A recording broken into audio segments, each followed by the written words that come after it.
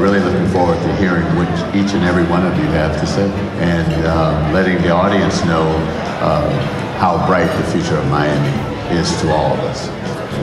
My question to you, what does Miami-Dade County look like in the future from your prism? Well, when I think about the future of Miami-Dade County, especially with respect to the city of Miami Gardens, I see it as prosperous. I say prosperous because we're doing a lot of things great economically. As you know, we just opened the Garden Promenade, which has several businesses, big businesses where our residents can actually shop in our city. And then we have a great relationship with the Hard Rock Stadium. The Hard Rock Stadium has the tennis open, it has soccer, and we'll be hosting the Super Bowl 2020, which is actually the 100th anniversary of the NFL. We're just doing really great things, and I can see our economy just being strong and really prosperous. So I think wealth creation is going to be a big part of the Miami future. We look at the infusion of technology and tech companies coming to South Florida. We look at what's going on in Miami Gardens with the stadium and the tennis tournament and the Super Bowl. And so wealth creation and the entrepreneurship movement, I think is in the future of Miami. And in the financial services industry, how we affect that is through making sure that we're there to provide the services from asset protection to estate legacy planning, as well as making sure that retirement and all of those different functions are there for those business owners to take care of their financial needs. I think the future of Miami looks hopeful. I think there's a lot of opportunity here and a lot of resources being poured into supporting new businesses and new opportunities. So local Miamians and people who want to move here can actually take advantage of that. Well, Eric, I see the future of Miami-Dade County as robust. Now more than ever before, the eyes of the world are on us. Our real estate group is seeing inbound interest from PAC Asia, Africa, Latin America, of course, Europe, both Western and Eastern. Like I said, the eyes of the world are on us. On technology, the same. We're seeing avenues for access to capital, which dwarf what's been here in the past. And of course, on the legal front, we're seeing more and more interest from some of our sister law firms, but we're seeing more and more legal work being generated from this jurisdiction than ever before. It's a great time to be in Miami-Dade County. The way I would characterize just abundance and excitement. As a real estate developer, we're seeing significant growth regionally. And so we're thinking about all of the things that are occurring in cities like your great city of Miami Gardens and what you all are doing. Organizations such as Greenberg Trial here in downtown, and you're seeing growth at all levels. So I would characterize this growth. And that creates opportunity, and the opportunity is exciting, particularly to have an organization like yours, Eric. I've been through years of just seeing what you've been doing and what we've been building on, whether it be policy, whether it be advocacy in the private sector realm, like the Beacon Council and the other partners in the community. I am excited. For me, my business is built on people. It's where people want to live, work, and play.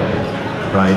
But it's also built on having access to these opportunities, being able to engage local governments and have opportunities to do business with them, my sort of business. Being able to have advocacy from firms such as Greenberg Trial and be involved in the larger growth of the economic cycle. So it's really about growth. And that growth with the opportunity presents a challenge, which is part of the reason, quite honestly, why I support an organization like the Chamber. You're exposed to opportunity, which I've appreciated being presented with some of them. You are advocating for us collectively, which means that you're creating the opportunities broadly, and you are the mediator, if you will, of the selfish interests. And we need that voice, if you think about it. That growth is going to change what Miami has been, and we're going to become we're an international city now, but we're going to become a far more international city. So I'm excited about the growth, the opportunity. I'm focused on the challenge and just happy that you're the tip of the spear with the Miami-Dade Chamber, helping us really pursue our piece of the pie.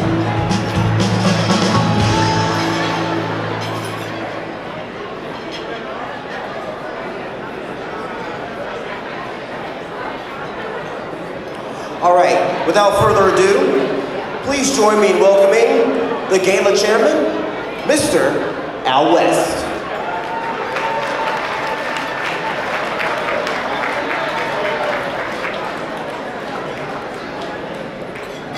We didn't tell you at the beginning, but we're going to give a test on the film that you just saw. So stick around, there's paper and pen at each of the tables, and you'll be given several questions, and you need to answer those questions. But I'm here for a different reason. I am here to start the awards program tonight, and the first award is going to the YPN, the Young Professional Network. The Chamber started this program about 15 years ago because we felt that there was a drain on the young black professionals here in Miami.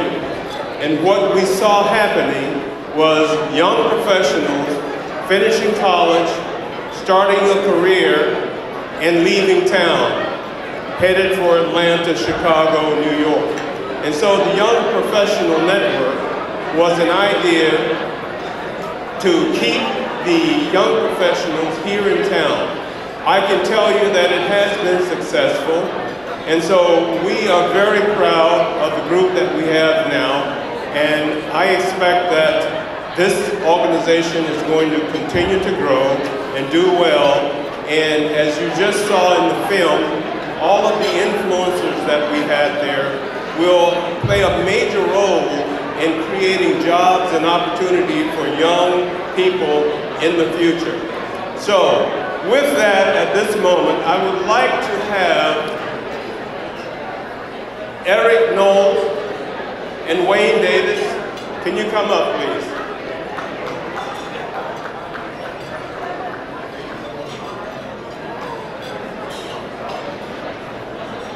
And the chairman of the YPN, Kevin Smith.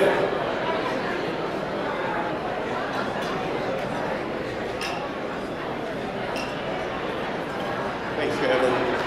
And Jared Davis, where are you? Oh, here.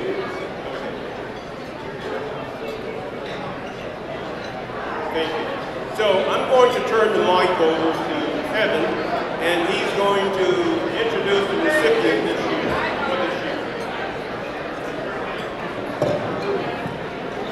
Thank you, Al. I'd like to thank everyone for being here tonight. I know you guys are having a lot of fun, but we are going to give a test on this segment also.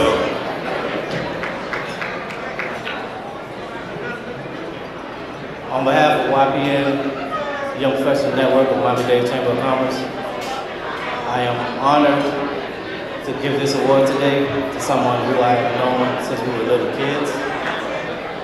She is someone who I view as a dear friend. Hello, good evening. Hello, hello. We are recognizing the awardees at this time, and I would ask that you politely, hello. Thank you.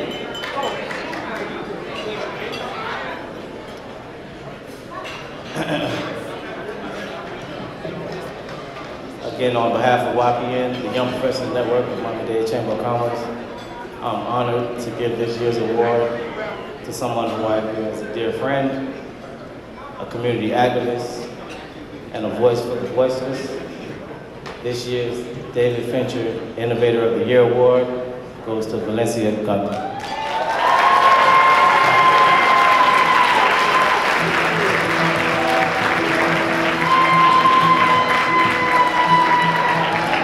Receiving an award from the Miami-Dade Chamber, it means everything to me. I mean, I looked up to the Chamber my whole life.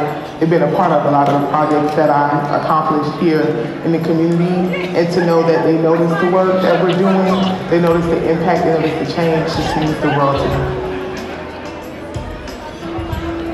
The Miami-Dade Chamber is extremely vital to our community. because it provides resources, knowledge, and education for young entrepreneurs and young achievers and young visionaries to be able to take a chance and find mentorship and guidance into this new realm of life that they're looking for. And it's just always needed to have a group or an organization here for you when you want to step out there and take on your dreams. The Chamber has ultimately opened up doors for myself, places where I couldn't get into, or people when I couldn't get meetings. It was just always a phone call to the Chamber, and I've gotten access or gotten the assistance. And then on top of that, they speak very highly of the work that I do here. They believe in the movement, and it's just great that the Chamber has this mindset of being comfortable with change and being comfortable with innovation and welcome new talent and young talent to the table. The South Florida community means everything to me. I'm from Miami, been here my entire life. My entire family lives in South Florida, and if I don't do my job right, my family will be affected. My family is one of the pioneer families from the Bahamas that came here to help build Miami. And on my other side of the family, my great-great-great-great-grandfather was born here in Dade territory before the city was started. So my family is South Florida, my family is Miami. Be fearless. Step out, try things, get to know people. Just understand that it doesn't come easy. You're playing with shift and change, but be okay with that. Let it grow naturally into something bigger, and trust me, you'll enjoy the experience.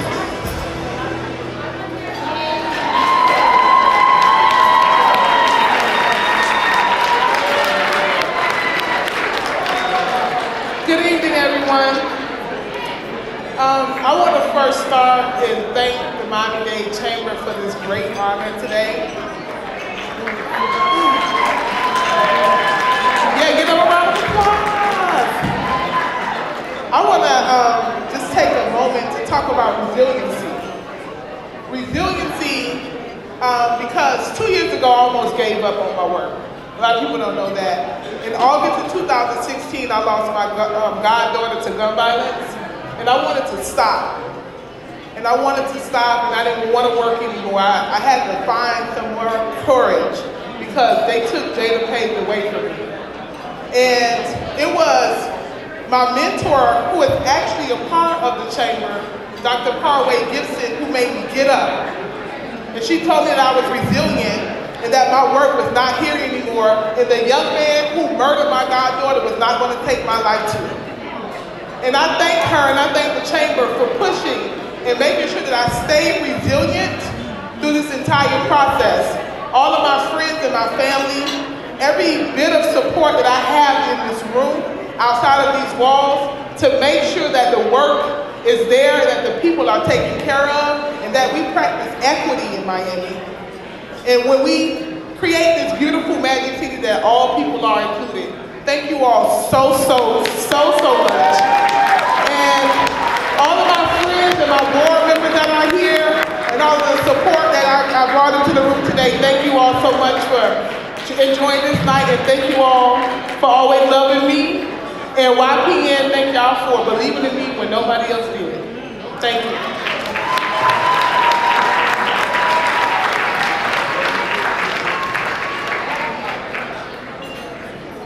Thanks, Felicia.